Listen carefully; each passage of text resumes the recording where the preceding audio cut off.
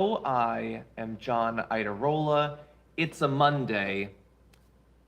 You know, it happens roughly every week. But we're here, and we have jumped back into a week full of news, including a Monday Menace, which is going to be coming up on the full show in 1 hour and 11 minutes. We are starting a little bit late. Apologies. There was a lot to get ready for, but we're here now, and let's make the most of it. Everybody who's already here, please, if you would, hit the like button so people know we're live. And we will get to our headline story, which is we're what now? More than 2 full weeks away from the martial law text messages that Marjorie Greene sent, and her defense against charges that she was in support of democracy being overthrown hasn't gotten any better. And she recently had a press conference, which I would advise her to not do those in the future until she thinks through this whole thing. She got incredibly snippy with some reporters asking her about those text messages. In any event, Ms. Blue from Lower Sioux says, "Hey, John, seeing Matt Gaetz at Marjorie Greene hearing got me wondering, has anyone checked on Nestor? Where is he? I have no idea. I think he's fully grown. He's probably off living his life. I honestly have no idea. I don't know. Matt Gaetz has been keeping a little bit of a lower profile than usual. No, Donna Bell. I know that it's Marshall.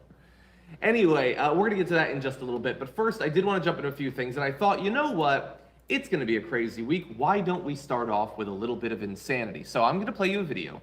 And I'm going to make the bold proclamation that I think this might be the most insane Alex Jones clip I've ever seen, which seems hard to believe. But okay, we're gonna pause on the chat for just a sec. I'm gonna show you this, and you tell me what you think. And if you notice the new variation on his rants that I think this demonstrates. You will pay for what you've done, and I pray that God send angels to visit vengeance upon you.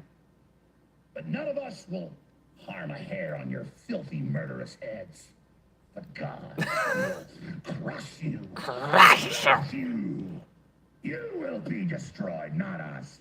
Our will breaks you. God breaks Bill Gates. God. That was so Howard Dean. Yeah! He's out of breath. You will be visited by the Spirit of God. God sends the angel of death. Oh my God, they show Bill Gates. The angel of death with wrath. You will never suppress us. This is the creepiest. You will never stop us. You will never take our birthright. What is he doing? Now that I've said that to Satan and his minions, They show Satan. let us move. Satan's got kids. Now that I send that short little message to Satan, let's talk about some breaking news.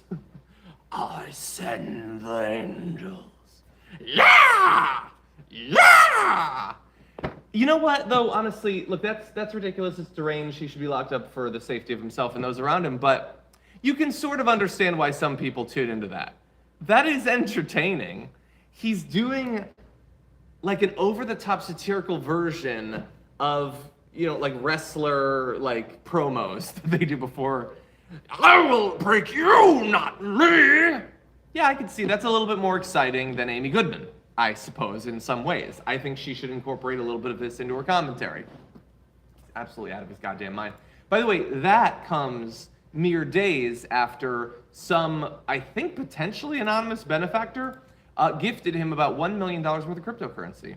This guy, who is worth many millions of dollars, which he has made by selling people gorilla paste and brain pills, he just got $1 million, just handed to him.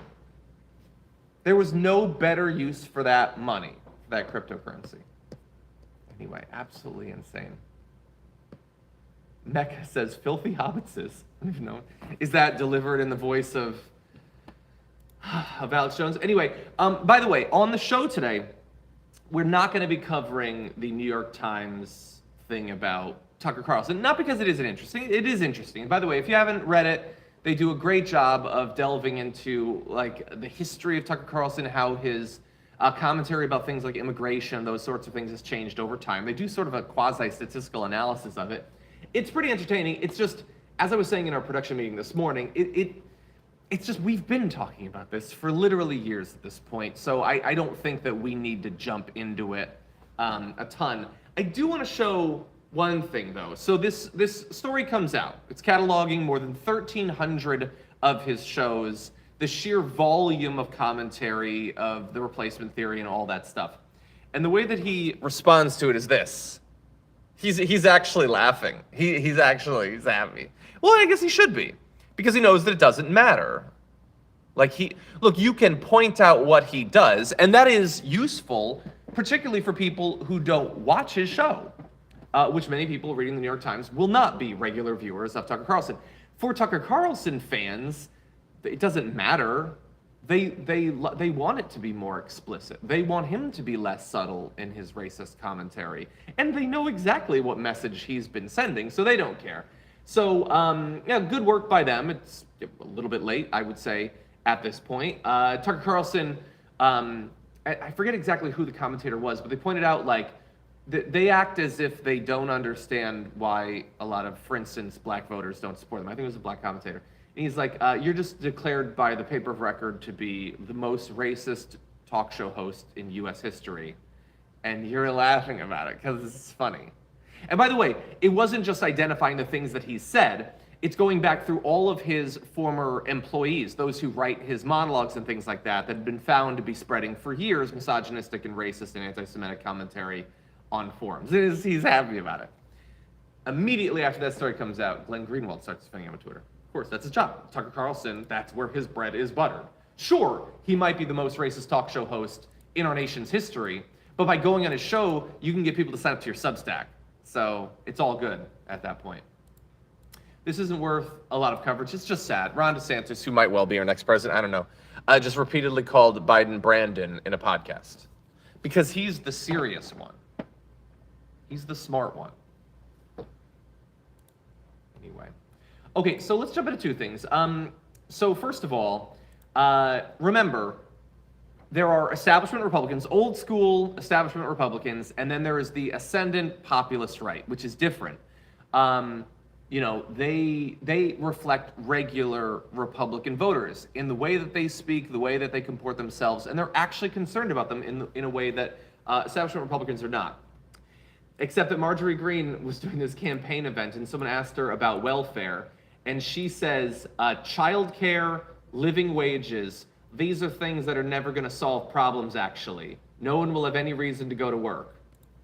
So again, the goal is to produce a system where you have to go to work. Now, you're going to anyway. This is an invented crisis.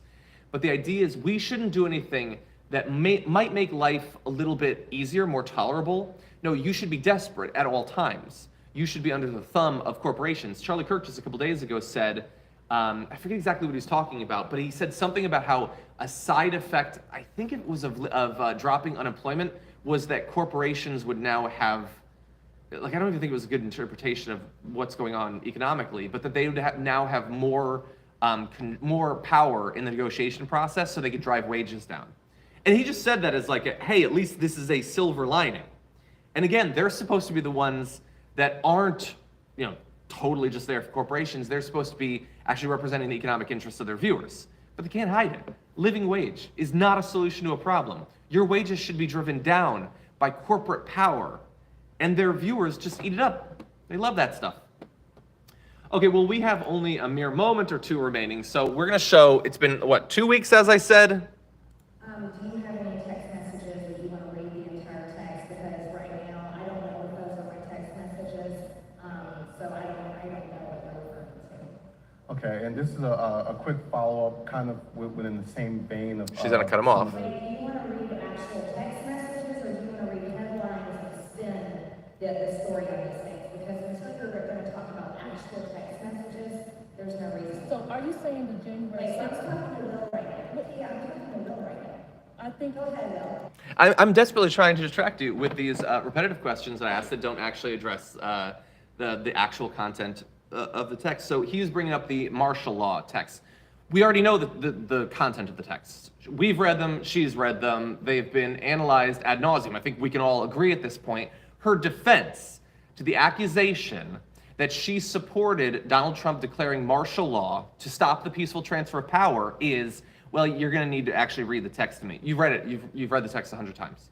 And you're going to continue to say that you don't know if you sent it, which was laughable the first time that she said it. It makes no more sense now, literally weeks later. It is further confirmation. Look, at this point, if she thought that she could convince you that an actual look into, by the way, there's the records of the text messages. We know exactly what phone it came from. They're not running with the story if they don't actually know that. And if she thought there was plausible deniability, she would be saying that they weren't hers. So this is something that she is apparently worried about. She is treading as carefully as she is capable of with the limited cognitive capacity that she has. Yelling at reporters, insisting that they read the text again, that is not a real defense. Now, you might say, well, what's the difference? What does it matter that her defense is still this bad? Well, there's been a formal complaint that she lied in her testimony in court a couple of weeks ago, specifically having to do with this text. It might be one of the reasons why she's being so careful at this point. But this is not a defense. In the end, I don't even think that she's going to need to have a substantive defense. It's going to come down to Raffensperger. It's going to come down to the Georgia Supreme Court. Both of those are obviously really conservative. So I don't know that it's going to matter. But like, if she ever gets caught in an actual scandal, she has no capacity whatsoever, no intelligence, no charisma to be able to navigate that potentially difficult situation. Read the transcript of My Perfect Text. It's the same thing. The text is simultaneously impossible to say whether it's her or not, but if you read the entire thing, it proves that she wasn't actually advocating for it. It doesn't make sense. It didn't make sense before. In any event, the watch list is up. So go to twitch.tv/TYT, youtube.com/watchlistTYT. You can watch Jared Jackson. We will be live with Francesca Fiorentini in exactly 1 hour. I'll see you then.